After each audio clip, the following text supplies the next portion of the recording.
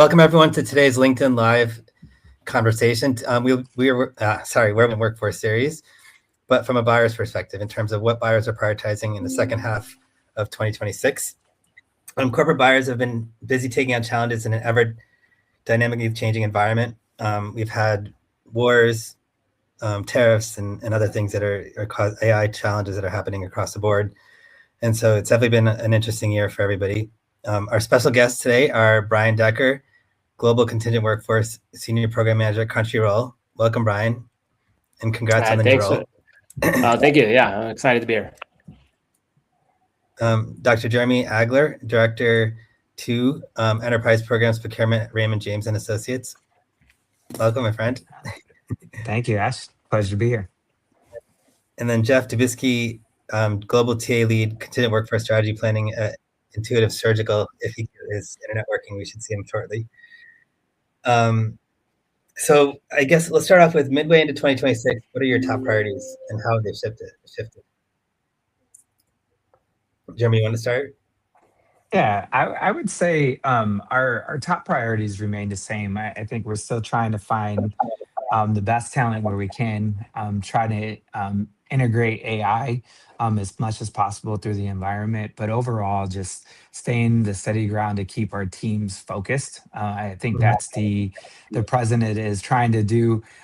We touched base a little bit before, but I think the moral of the story is how can we do more with less, right? That's going to be the continued argument of how we try to drive change in our group. So that will continue to be our priority, not just from our program standpoint, but just from an organizational standpoint. Is just how can we continue to continue to have the progress that we're doing today, but doing it in a way that we haven't done before.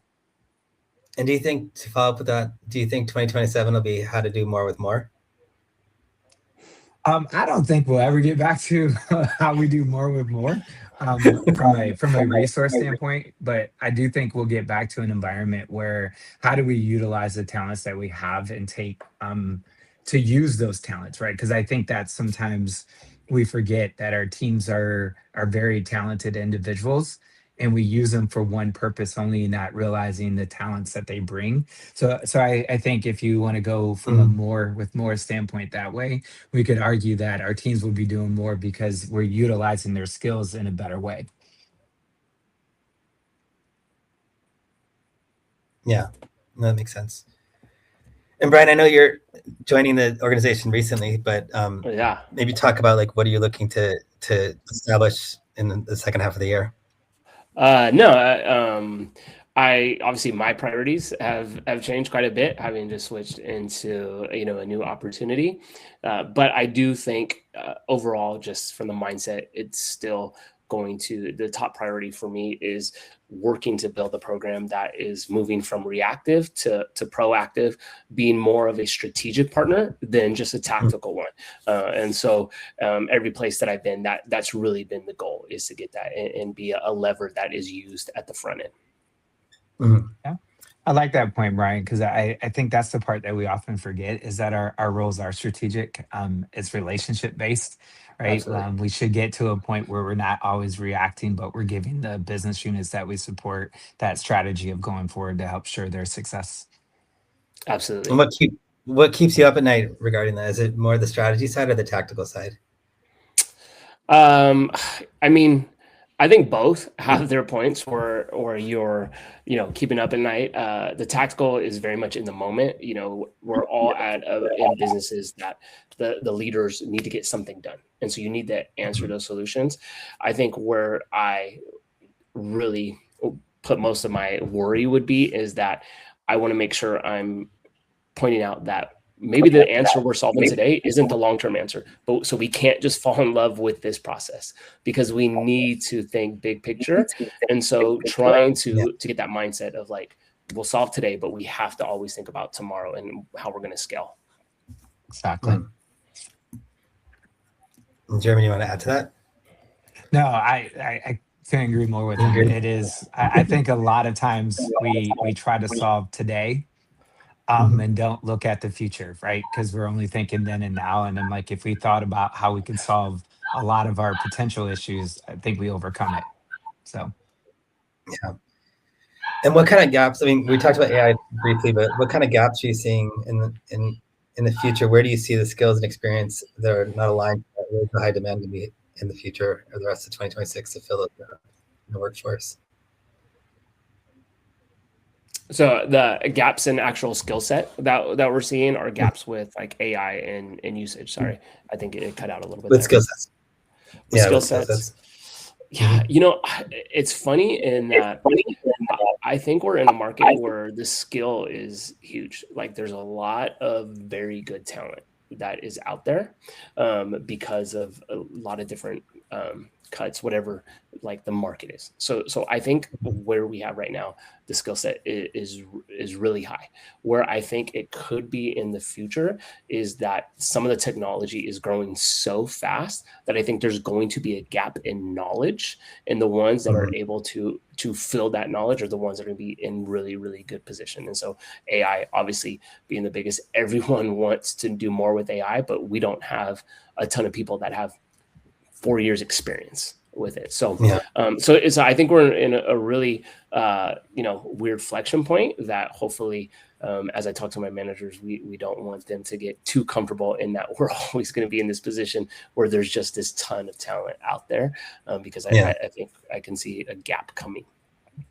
Yeah, and I still, although I agree with you, Brian, that there's the skills and the talents there. I think sometimes it's hard to find it as well. So we don't always have the resources to go out and find where that talent is, and then if that talent's not looking at our organization, sometimes we can't find them.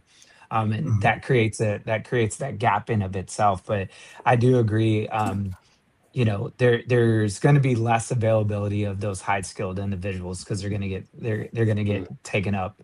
And so what I try to focus a lot on is how can we upskill the teams that we have. If there's a gap that we're seeing in something that we need, if we can upskill it in a way that will make our organization better or make the environment better to transition them somewhere else, that's our responsibility as well. Absolutely. I love that. Yeah. And it's also like you can't, if you don't upskill, like if you're trying to look at the market, sometimes since there's a lack of people who have those skills, you're gonna end up paying a lot more money for them because it's kind of bidding more right now with all those types of specialized talents. Welcome, Jeff. Great to be here. Thanks for the welcome back. Absolutely. Our question right now we're going through you can't hide when you're live, right? You got to just keep going.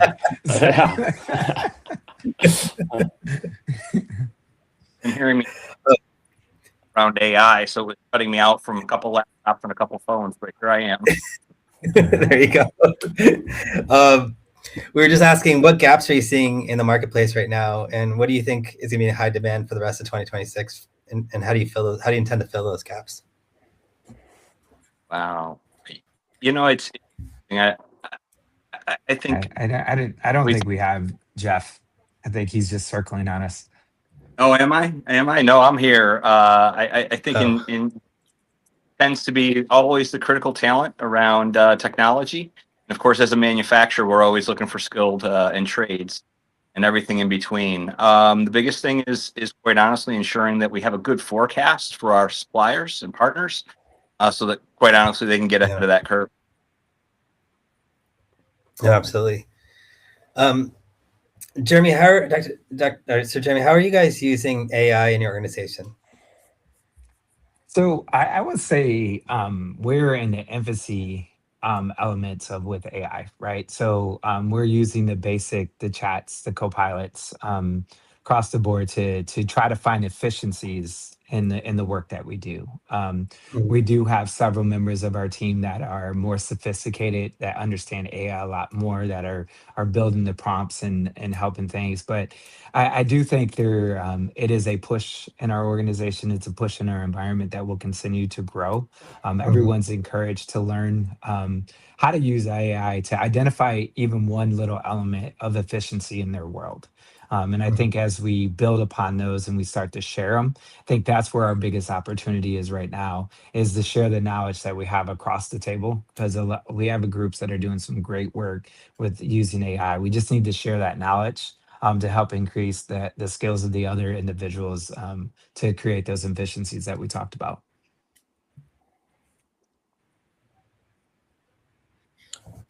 And to follow with that, are you asking your MSPs to also implement AI, and how are they bringing something to the table for that? I would say the conversation is out there with our MSPs and our suppliers to say, what are you doing with AI? Try to understand how they're using that. Because that's also part of the risk element that we have to pay attention to, right? How are they using AI to select candidates, bring candidates in for us? So Yeah. those conversations are ongoing, and I think we'll continue to have those as long as AI is the talking point, right? True. Brian, do you want to add to that?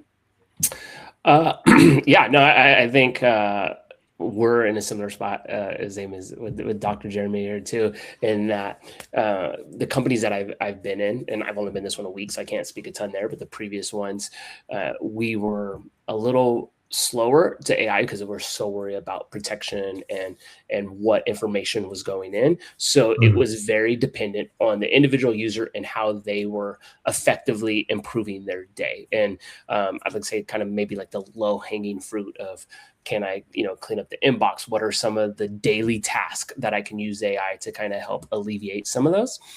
So again, I do agree with them. Like, it's something that, you want to be able to knowledge share, because I think the gap between the worst person in the company and the best person in the company was huge there. But there wasn't a program wide like use of the AI, and like, this is how we effectively use it.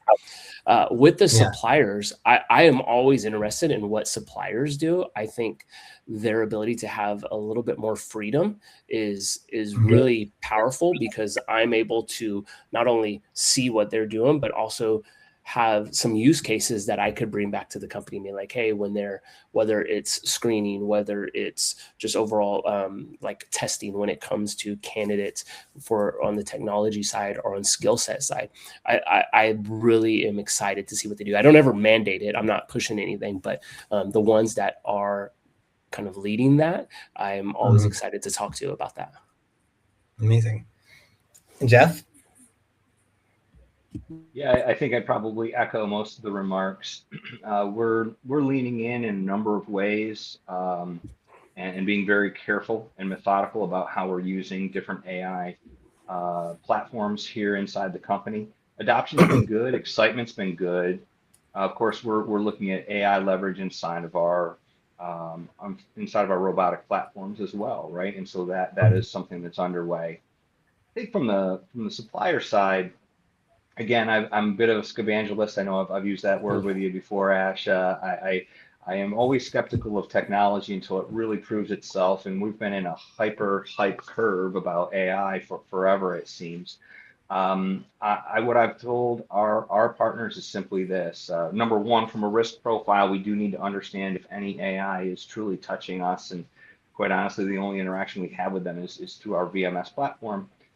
So there's some distance there, but what I've basically said is, from an economic lever standpoint, because let's face it, there's been no movement inside of the MSP fees for a very long time.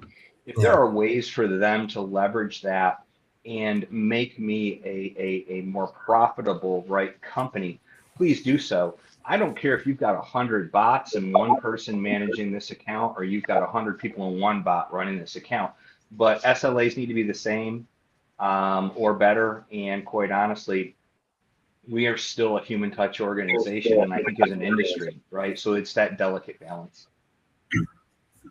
Yeah, and Jeff, it's interesting because I know like clients are kind of looking at this and saying, how do we save money here? But the reality is, like, when you first start off with new technology, you have to spend a lot of money building them up, and then you have to spend a lot of money making sure there's a risk profile that's set up properly, right? And so if you cut too early, then you end up exposing your business to things that you might not want to happen. And speaking of that, I think Jeremy and I talked about this and Brian yesterday. So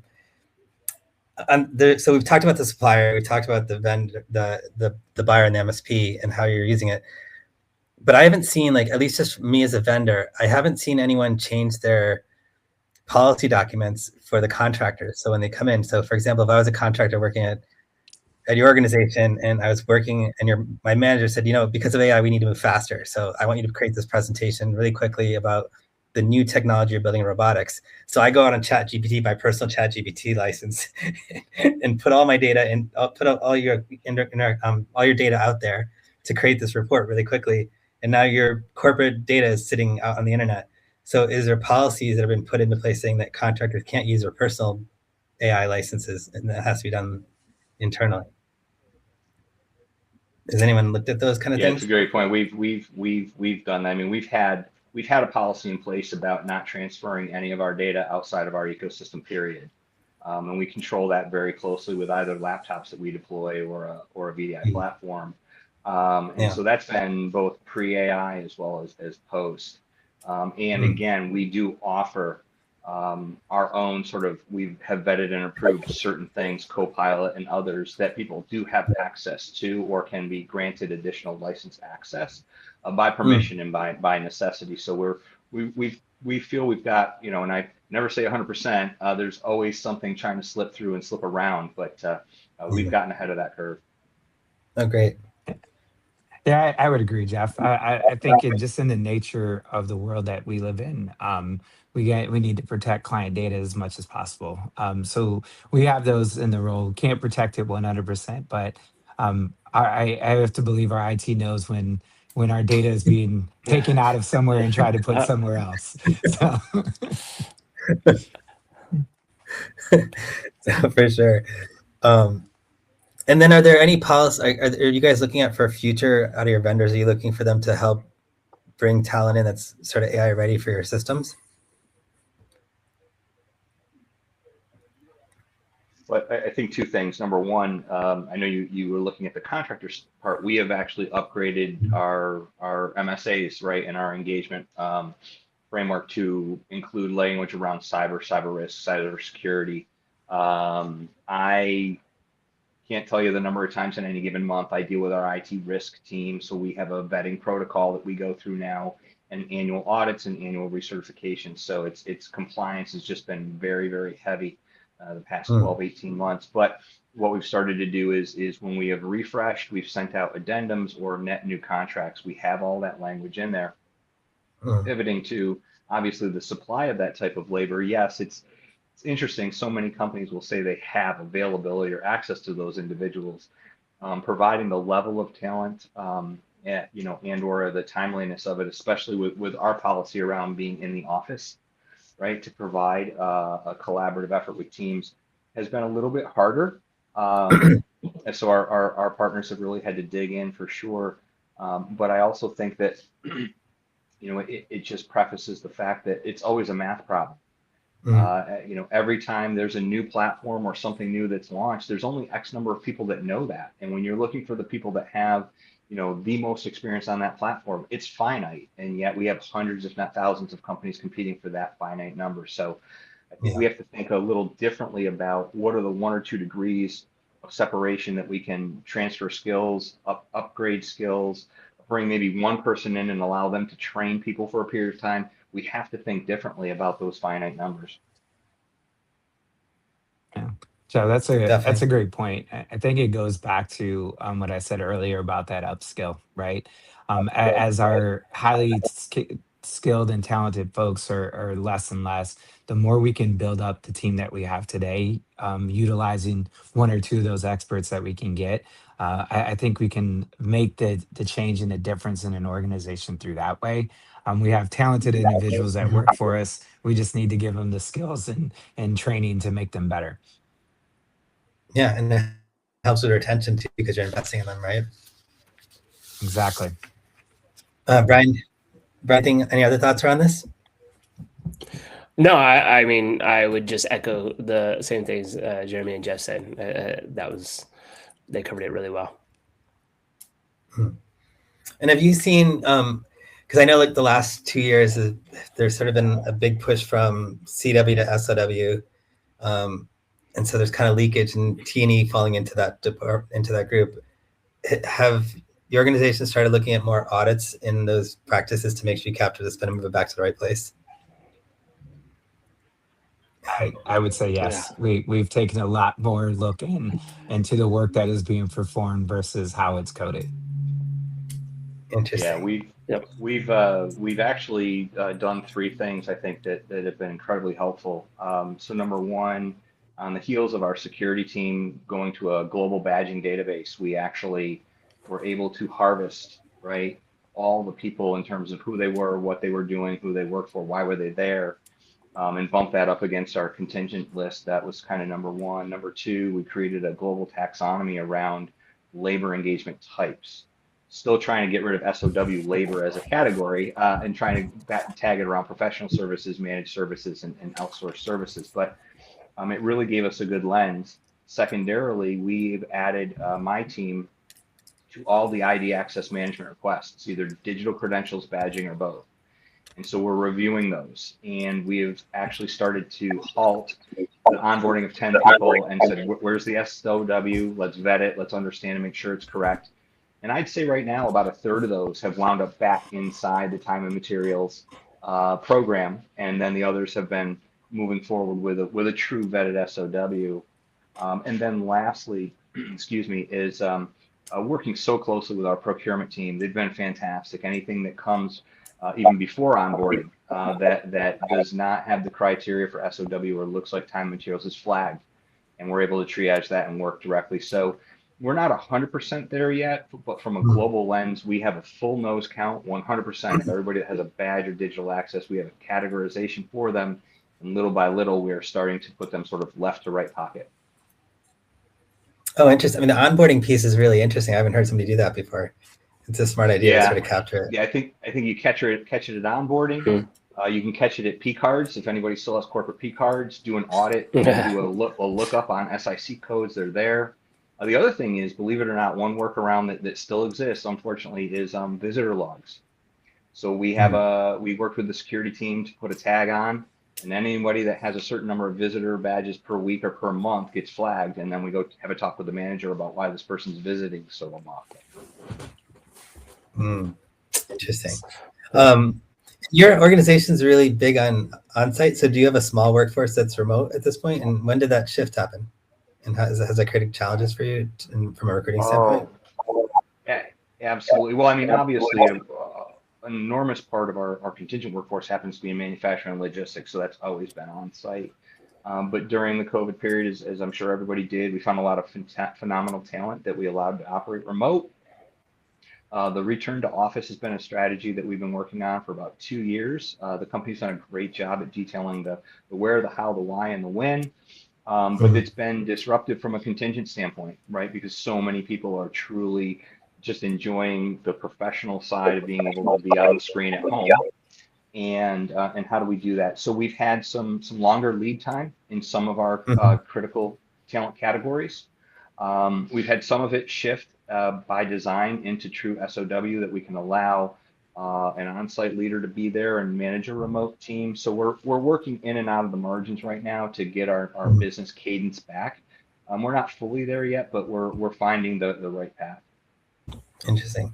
Jeremy, are you guys doing that as well, or are you okay with remote right now? Majority of us we're hybrid. So we just like Jeff. I think about 2 or 3 years ago, we started our return to office. And I would say it's the same outline, the very detailed why, the importance of collaboration. And I do think it could be tough to find talent, especially in the contingent work to be in the office. But I think they've enjoyed actually being in the office, the contingent workers that we have, because that's how they're going to be able to connect with the leaders in of itself and understand what the project's going on. So I think it's ever evolving. Remote work did spoil a lot of us, right? When we enjoyed not having to, have those crazy commutes to work. But I think it's the new norm now. So return to office is the new norm. COVID, believe it or not, it's crazy. It was, 6 years ago. And so, we want to just continue to move forward. But I think the more organizations are going to return the office, I think that's going to be the norm across the board. So the talent will adjust accordingly. I think an unintended consequence, though, when you're starting to plan this return, is do you have enough space for all these people to come to the office, right? Some people shed square footage, some people didn't. We've actually been building like crazy, but we found some pinch points as well. So we had to work with our real estate team very closely and our workplace services team to not only in bringing people in, but they're now on the roles of review for bringing new folks on, because space allocation is becoming just one of those key critical pivots of, yes, do I have approval from headcount? Yes, do I have approval from finance? Yes, do I have approval from, but by the way, did workplace services have space? Yeah. Do we Have you thought about bunk desks? Stack them. Brian, is Crunchyroll mostly remote, or are they also doing return to office type of movement? Yeah, I believe it's a return to office, that they've put fully in, that as I was hired to go into the office. I don't know how widespread, again, this is a week into it. But I know that like the previous role, we had a return to office, and it was coming back after COVID and getting people more and more to like a hybrid, like 3 days, 2 days type of thing. I think where there has been some friction when it comes to the contingent side is that with the program, companies are always looking to find opportunities to save money. And so a lot of that comes with not recruiting in areas that are higher spend. Obviously, Lyft, we were out of San Francisco, so we were finding other locations. That all of a sudden becomes an issue when you have great talent. You don't want them to walk out the door, but they're not in a location where you have an office. And so to me, that's been the kind of the friction point between hybrid, allowing your contingent workers to be remote, and then at the point you want to move that person over into a full-time. Yeah, and I think just to throw one other thing that tag along with that too is, managers are always looking for talent, always looking to save a buck. And they take calls or they make calls, which we wish they wouldn't. Yep. But next thing you know, you get a call and you say, "Hey, I'd like to place. I found a company in Uruguay, and I'm going to bring on 3 people." And it's like, hold on a second. And so again, from a compliance standpoint, the tax team has also become one of our best partners, because there are a ton of, especially in a remote work that has happened post-COVID, whether you're in a state-by-state fight or municipality fight about where work is performed and is it taxable, right? Obviously, new countries are taking a look at that as well. And so we're vetting very much with our tax team the aggressiveness of any particular country or municipality, how and when we can actually engage without a tax risk, or quite honestly, is there a certain number? Is it 1? Is it 3? Is it 5? Right before we have to make a decision. So I just caution those that are listening. Be really careful with just, there's great talent out there, and sure, it might be low cost, but just make sure you're not putting your company tax at risk, because it can be amazingly enormous fines. No, absolutely. And I have to look, I'm a big fan of remote work, but I think the remote work during the COVID era ended up started scaling some fraud, because people had multiple jobs because they didn't have to go on site and stuff like that. And then I think AI basically put gasoline on the fire and allowed people. And so I kind of feel like if you're doing remote work right now, it wouldn't be bad for companies to either require you to come in for an on-site interview, or when you start, you have to be on site for the first week, so that you're not a North Korean spy that's got a job here, and like you're not a fake candidate. So I think that would help reduce the fake candidate piece, just because there's so many tools right now to pretend I am somebody I'm not. What are your thoughts around that? I agree. I think it's amazing how we forgot about the in-person interviews, right? I just I've hired a few people in the past couple of years on my team, and the first time I met them in person was when they walked in the door to get their badge, right? Because it was all through Zoom. And of course they were the individuals that they said they were when I spoke to them on it. But I like that idea of having some kind of on-site interview conversation, or at least coming into the office, because that's a great way to meet the team and the leaders that you're going to work with as well. Because I think that's the challenge sometimes with remote. Trust me, I enjoyed my time working remote, but I do feel you get you get disconnected with the leaders that you work every day because you're staring at them in a little screen, right? Versus being in front of them face to face, having a conversation. Yeah. And I think you need to move the vetting a little further upstream too. So whether it's on-site final interview, or one of the things that had come up regularly in this fraud was, people had an issue with their camera. That's okay. We'll reschedule until your camera works, right? And then all of a sudden you're ghosted, and you kind of got over that risk. For those that we do allow a fully remote engagement, and there's a lot of hurdles to get that approved. We're really looking at a couple of things. Number one, our background check provider is adding on technology to take basically selfie and bump it up against documents that are provided to ensure that the person that's at least purporting to be them is them. That's number one. Number two, I know we worked so hard, at least in this country, to get to some type of e-signature on documents like an I-9. And things like that, but e-verify. But we're even considering, from the contingent population, if our partners cannot actually physically see a person in the office, that they require a signatory to actually witness their signing of their documents, along with copies of their appropriate documents. And so again, very quickly can chase off anybody that's looking to potentially engage in fraud. And then lastly, is again making sure that once they're onboarded, and if we have credentialed them, they are on the screen regularly, right? And it's the same person that we saw. I don't. Every time we kind of tighten our grip, you're going to find ways around, but we're putting those in place. I love that. I love that you're mixing old school techniques with wet new school. signature. I know. Who would have thought? Next, you're gonna have a notary. Exactly. Go get a notary. That's what you need. Brian, what are you excited about for the next year about your new role? Oh man. Before we go on, there's one thing I did want to kind of touch on the previous conversation. I had a thought on that, and that I do loved both aspects of coming on site as well as the remote. I thought both were incredibly generous on both sides that I did when I looked back. I do worry sometimes whenever there's a situation, companies will go too far and throw the baby out with the bathwater type of thing.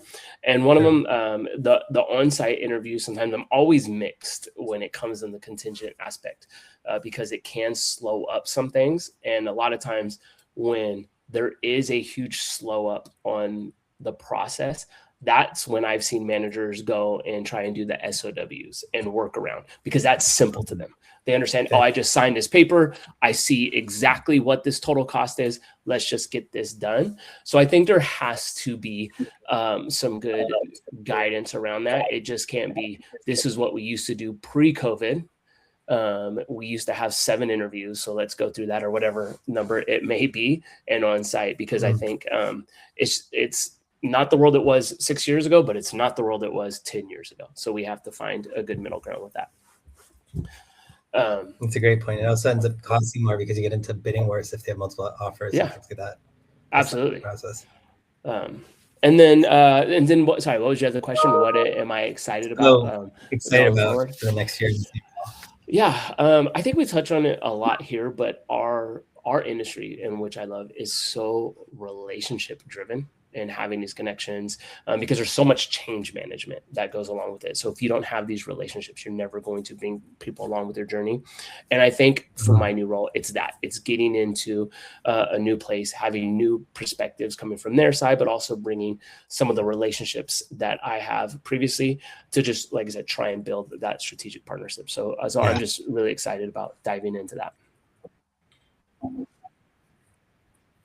I love that. And what are you most optimistic about in the terms of the future contingent workforce for 2027? Let's roll right into that. Yeah, no, I think it's great. I think, in the years that I have been in here, I have seen just the program grow exponentially, in that we've had a lot of the leaders in this space move up into positions that kind of are now looking as contingent workforce as kind of a total talent lever that they can use. And it's just continually growing. And I think, Jeremy, you had said earlier in the conversation, we forget sometimes that we're strategic partners and just get caught up in the tactical. And I think every year it's just getting more and more of that strategic partnership and the value we can add to companies. And so I'm really excited about the continued years growing in that. I love that. Jeremy, what are you most optimistic about in terms of the future of contingent workforce?